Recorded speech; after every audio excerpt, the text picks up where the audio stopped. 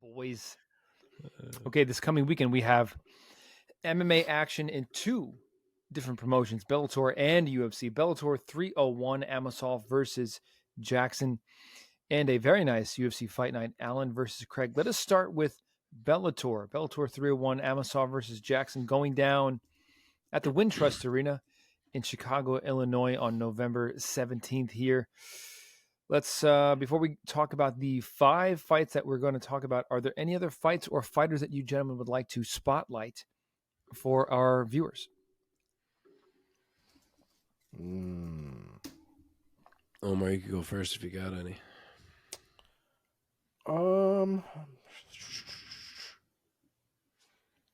Not really, to be honest. Chris Leroy Duncan's on this card. That one's out of left field. I didn't know that one. We're doing Bellator, pal.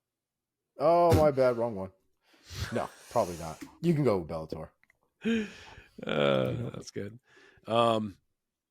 Yeah, it is a very solid undercard, to be honest. Very, very deep one. Juliana Velasquez is on it. She's maybe got a bit of a gimme opponent. We'll see about that. Islam Mamedov and Kelly's Moda is a solid fight. Sumiko Inaba, who has been up and coming, is going to fight Denise Kielholtz. We'll see how she does with that challenge. Timur Kizriev, who looks like a stud, he's on the card. And then you got 2 heavyweight bangers on the undercard, Tyrell Fortune, Marcelo Gome, and Daniel James and Ali Isaev. So, yeah, there's a bunch of solid fights. Even I skipped over Mike Hamill and Tim Wilde. If you don't know those guys, they're both pretty quality as well. So, yeah, the undercard is worth checking out. This fucking main card's a banger. Let us begin. Opening the main card, Bellator 301, in the lightweight division, Patricky Pitbull versus Alexander Shabily. Pitbull, no stranger to MMA fans. Is he the older or the younger? I always forget this. I think he's younger. Okay. I think it's because obviously he's the bigger one, but I think it's bigger, younger, and not bigger, older, like your mind wants to think that it is. Yes. I think you're right. The brother of Patricio Pitbull. So Patricky Pitbull, 37-year-old, out of Rio de Janeiro, Brazil. Oh, no, excuse me. Rio Grande do Norte, Brazil, 25-11, 17 knockouts, most recently knocking out with leg kicks Roberto de Souza. You said he's 37? Yeah, it's the one that looks the youngest is the oldest. He is bigger then. He is the older and bigger. He's older and bigger. But he looks younger, doesn't he? Like, he wouldn't does you look younger. At him and just Right. think He looks he's younger the for sure. Brother? Yes, he does look younger. Okay. He leg kicked de Souza into oblivion back in July of this year at Bellator versus Ryzen 2. He'll be standing across from Alexander Shabily, the 30-year-old out of Russia. He is 23-3 with 12 knockouts and 7 submissions. He has been on a tear. He's on an 8-fight winning streak. He's undefeated, 4-0 thus far under the Bellator banner. Omar, start us off. Give us your take and your pick of this opening bout on the main card of Bellator 301.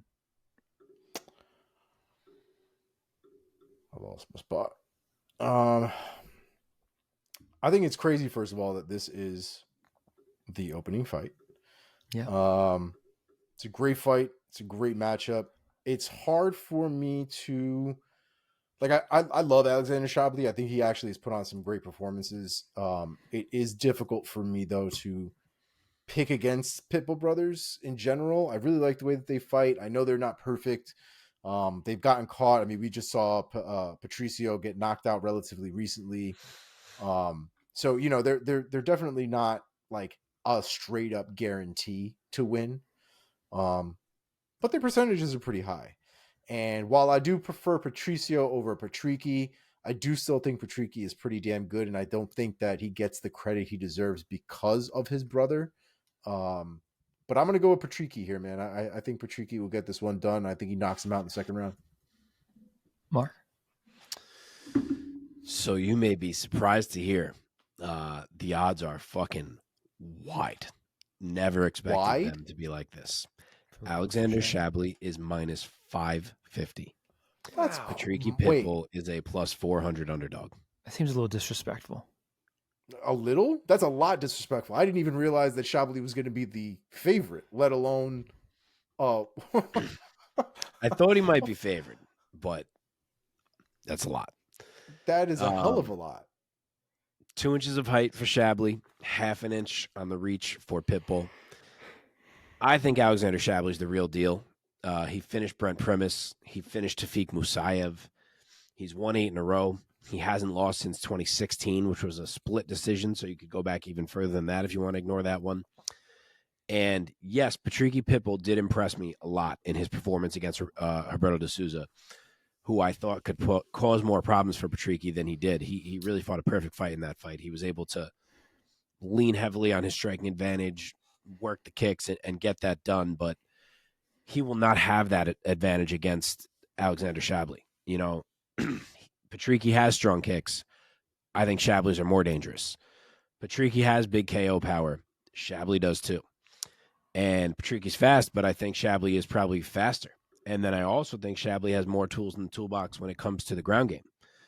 So I am now learning that the odds makers and the public, I guess, I don't know what this line started at, but maybe it got even wider, agree with me, considering what I just read off. But I will go Alexander Shabily to win a UD. Can you imagine if Shabily just runs over Patricio Pitbull? Or Patricky? Well, so while Patricky. I don't think that the odds should be quite that wide, I also will be going with the very impressive Russian. I will say that he finds a finish. I'll say towards the end of the fight, I think Pitbull's going to give him a run for his money, but I think that Shabli's going to outwork him and find a finish in the third round. I just realized something that I didn't think of. This is still part of the lightweight Grand Prix. Oh, is this it is really? this is the semifinals. The winner was supposed to fight Usman Nurmagomedov in the finals. So this is a 5-round fight. So I will actually adjust my pick of UD, and I will say Shabily finds a late finish. I will say late round 4 TKO. Okay. I think the longer it goes, the more it favors him. But yeah, wow, I didn't even think of this fucking Grand Prix still going on. So this Grand Prix is in shambles now. What is even the winner of this fight doing? Because they got to get their shot to fight for $1 million. Are they putting Brent Primus in there, even though he lost? Because now it's a no contest. Bad. Dude, I don't know. I didn't hear anything about it. Mm-hmm. Wow. All right. Who knows All right, how long let's go Bellator is on going to here. be Bellator. In the lightweight division, where are we here? Hold on, let me find my space again. In the lightweight division, this AJ website McKee is taking the worst. This Bellator taking on. website is fucking horrible. Oh, Bellator's website. Yes. Okay, in the lightweight division, AJ McKee taking on Sidney Outlaw. McKee's the man. McKee is the 28-year-old from Long Beach, California, 20-1 as a professional with 13 finishes. Has back-to-back wins coming into this weekend over Spike Carlisle and Roberto de Souza once again. Both of those are UDs. He'll be taking on Sidney the Gun Outlaw, 31 years old, out of Pennsylvania, 17-5 with 8 submission victories coming off of a UD victory over Islam Mamedov. Omar, go first this time. Give us your take and your pick. Another really interesting matchup. What's that? I'm just kidding. Go ahead. It's a really interesting matchup, man, and I'm still really high on AJ McKee. I really like the way that kid fights, man. I think he's really well rounded. I think he's really physically. I think he's pretty imposing for the division. And Sidney Outlaw is a really good fighter, but there is something very good about AJ McKee that I don't feel like Sidney Outlaw can outwork him the way I think Sidney Outlaw tends to outwork other people. And I think the way that he uses his grappling, I don't think that AJ McKee will be susceptible to that same kind of thing. So I'm going to go to AJ McKee here, man. I think AJ McKee is just the better fighter overall. I'll play it safe, though. I'll go with a unanimous decision. Okay, McKee is the favorite here, as you would expect. He is minus 290. Sidney Outlaw is plus 230 as the dog. To piggyback off what we were just saying a minute ago, this fight is interesting because with Nurmagomedov now out and suspended, you think about how both of these guys we're in the Grand Prix. Sidney Outlaw never actually got to fight in it because he popped himself. So he got pulled. That's how Brent Primus got in the first place. And then McKee was in it, and he got hurt, obviously, and that's where Roberto de Souza stepped in. So you wonder if the winner of this fight could end up getting put into the final across from the winner of the fight we just talked about, unless they're going right back to Primus. I don't know what the plan is, but I wouldn't say that that's an impossible option. So anyway, to the fight. AJ is 1 inch taller. Outlaw, though, will have a 2.5 inch reach advantage. AJ still only has the one single loss, which was the arguable one to Patricio Pitbull. And fully believe Sidney Outlaw is no joke. He could beat a lot of dudes. He's got power on his shots. He can wrestle. He can grapple. He's a threat for certain. But I think AJ McKee has all of those things. And that while Sidney Outlaw is very good, AJ McKee is elite. And I expect that higher level of talent to shine through wherever this fight takes place. So, tough fight. I don't think I see a finish, but I do see a UD for AJ McKee. Couldn't agree more. You took the words right out of my mouth. Sidney Outlaw certainly is no slouch, but I think AJ McKee is great, and he's going to show in this fight that there are levels to this, and I think he shines here. I think he finishes Sidney Outlaw. I'm going to say another first round knockout, this time at the hands of AJ McKee. All righty, let's go on here to the bantamweight division. Rematch for the ages here. Raufeon Stots taking on Danny, the Italian gangster Sabatello. Stots, the 34-year-old, fighting out of Houston, Texas, 19-2 as a pro with 8 finishes, 4 knockouts, 4 subs, coming off of a knockout loss at the hands of Patchy Mix back in April of this year. Yeah. Danny Sabatello, the 30-year-old out of Coconut Creek, Florida. He's 14-3 as a pro with 5 subs on his record. Also coming off of a loss against Magomedov back in July of this year due to submission via guillotine choke. I will go first without knowing the odds. I'm going to guess that Stots is a slight favorite since he won their first match in a split decision. I recall that match had one very odd scorecard for Sabatello, giving Sabatello all 5 rounds. Correct me if I'm wrong. You are right. It was one of those weird fights where it was a lot of control against damage, and I guess one of the judges liked the control aspect. Yeah. I don't know why. I'm mostly Italian American, but I can't get on the bandwagon with Danny Sabatello.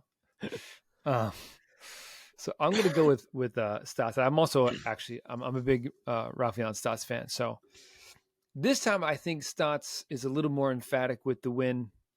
I'm going to say that he finishes Danny Sabatello, and I'll say he finishes him late in the fight. I'll say 3rd round. Mark, Omar.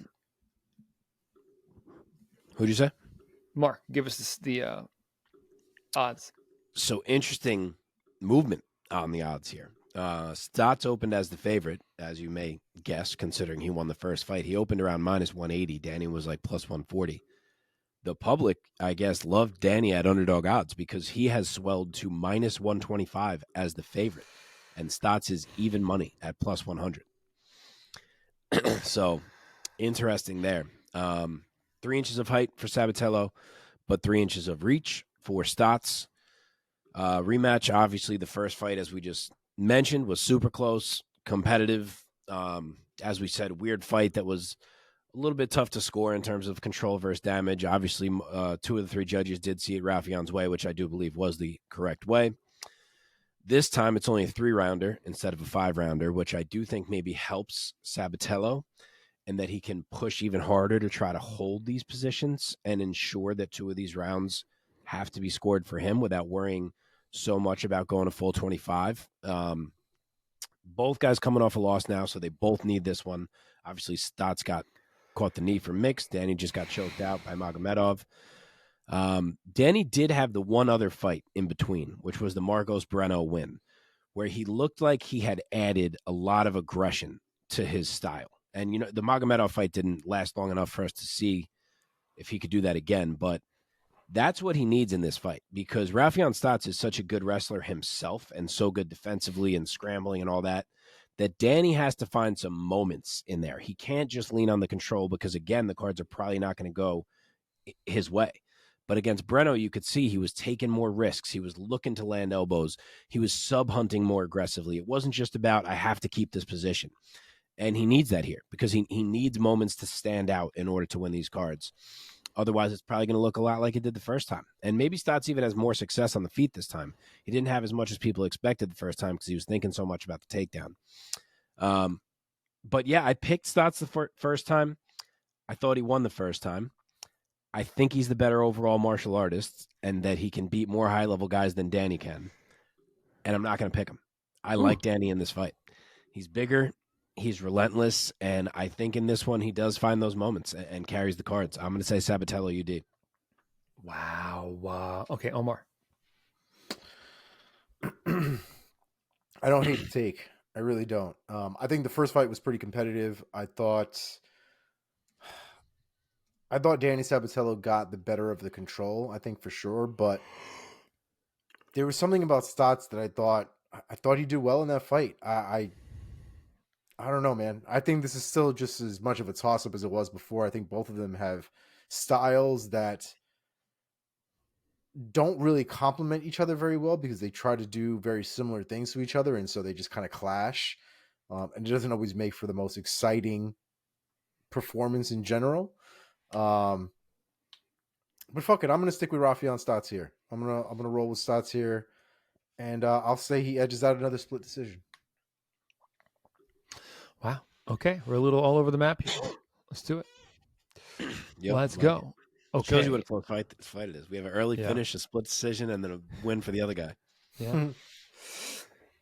All right, Coleman event time. Bellator 301. Here we go, going down in Chicago. Sergio Pettis taking on Patchy Mix, and this is for the bantamweight title. Am I? Yep, unifying. Yeah, that's right, unifying. The real and the interim, and the Grand Prix title, all of it. That's right.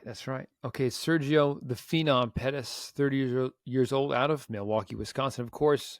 23-5 as a pro with 8 finishes, 4 knockouts, and 4 subs. Pettis is riding high, man. He's on a 6-fight win streak. He's undefeated 5-0 thus far in his Bellator tenure. Most recently defeating Patricio Pitbull back in June of this year, knocking Pitbull out of the Grand Prix. He'll be standing across from Patchy Mix, the 30-year-old out of Angola, New York, 18-1 as a pro with 12 submission victories on his record. He is 5-1 under Bellator on a 5-fight win streak coming into this title fight. Omar, start us off this time. Give us your take and your pick. This is probably the fight I'm going to hate picking the most, to be honest. Aren't they boys? Don't they? Are they? Like, train together or some shit? If they do, I didn't know that. Oh, maybe I made that up. Don't quote me on that. I are you thinking of Stots? Stots and Sergio train together. Okay, that may be what you're thinking of. All right. Sergio, I think, has never looked better in his career. I think he's been looking absolutely fantastic. Confidence through the roof. Skill set has always been solid. Found himself in the right weight class. A lot of things have been looking great for Sergio. Patchy Mix looks like a fucking animal. Like, it's so hard to pick against Patchy Mix right now. Look at what he just did in his last fight. He stepped forward with his knee in the air and killed the guy. Like, it's just so hard to pick against somebody who's got that much power on the feet, has skill on the feet, but knowing the moment it drops to the ground, you're also probably fucked. It's a really difficult proposition. Sergio Pettis, as good as he is, man, as much as I would pick him 99% of the time, I think this is that 1%. I think I'm going to go with Patchy Mix here, and I think he stops him. I'm going to go with submission round 2. Wow, damn. I'll go next. makes me sad. Mike picks Sergio Pettis by knockout in 1 second. I will go next. This pick's a foregone conclusion. I am not going against Team Pettis, man. That being said, I think there is a case to be made, regardless of my conflict of interest. Sergio has looked so good in Bellator, and he, I think, fight after fight, has been surprising people. I mean, he knocked out Kyoji Horiguchi in the 4th round of their fight.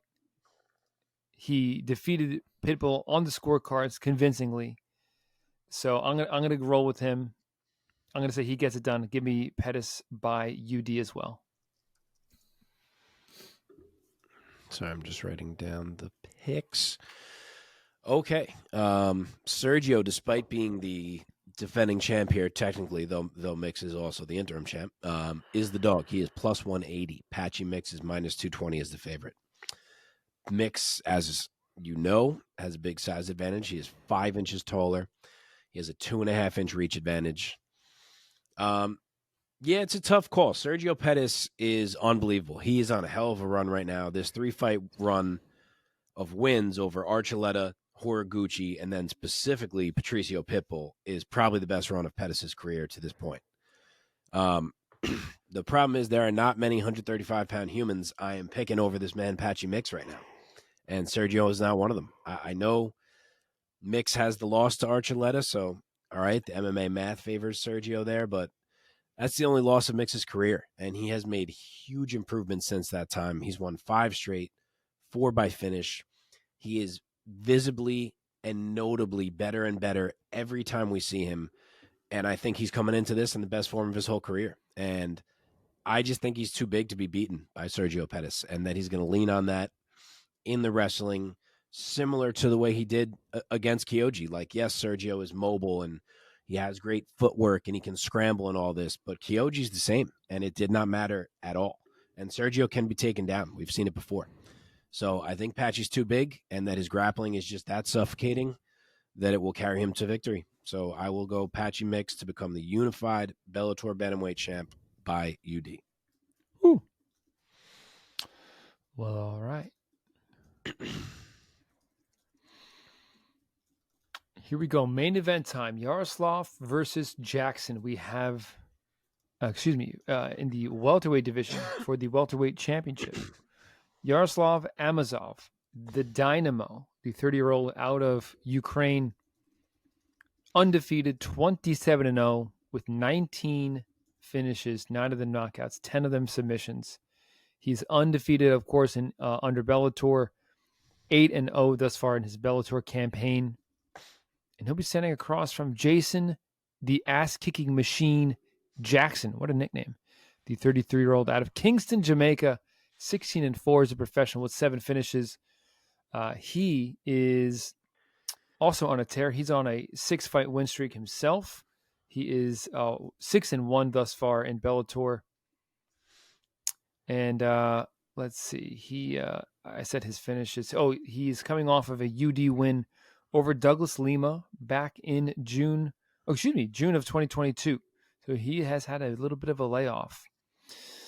Mark, start us off. Give us your take and your pick. All right, Amosov's a pretty big favorite, as you may expect. He's minus 430. Jason Jackson is plus 310 as the dog. He is bigger. He's 2 inches taller. He has a 3.5-inch reach advantage, so that will help him here. If you're trying to spring an upset, having a nice size advantage isn't a bad place to be starting from. And he has won 6 fights in a row, like you said. He beat Kunimoto, Jordan Meehan, but then from there, Bendo, Neiman Gracie, Paul Daly, Douglas Lima. It's not a bad list. That's a legitimate winning streak. But Jackson wins these fights by grinding guys out, and a lot of times by being the bigger man and grinding guys out. And in my opinion, that's just not something he's going to be able to do against Yaroslav Amosov. Logan Storley is a top-shelf wrestler, and he got dominated. I guess the counter argument to that is that Jason Jackson is a much bigger man than Logan Storley. Logan Storley was smaller than Amosov, whereas Jackson is bigger everywhere. And I guess also his style of entries and setups maybe is something that could work a little bit more against Amosov than the straight double style can. But I have no reason to doubt this man. I mean, he's undefeated. He's 27-0. He's a juggernaut. He fought brilliantly the last time we saw him, stunningly brilliantly. And I think he will again. So yeah, there's really no reason you could convince me to go the other way. I will take Yaroslav Amosov to win by a clear decision and retain his title. Omar?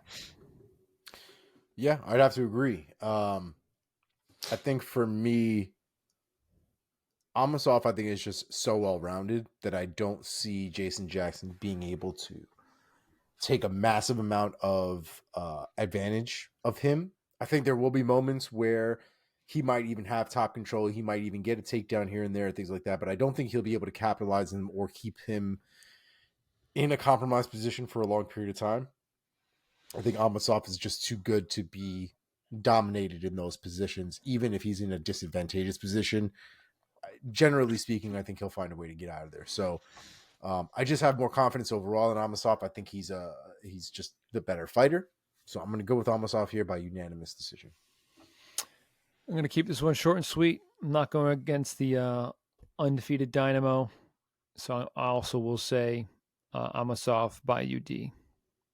I don't think he's going to get Jackson out of there because he's a tough guy. I think it's going to take it on the scorecards. All right. That does it for Bellator 301. Those are our picks. Let us know your picks down below in the comments, and we'll see you in the next video. Now, let's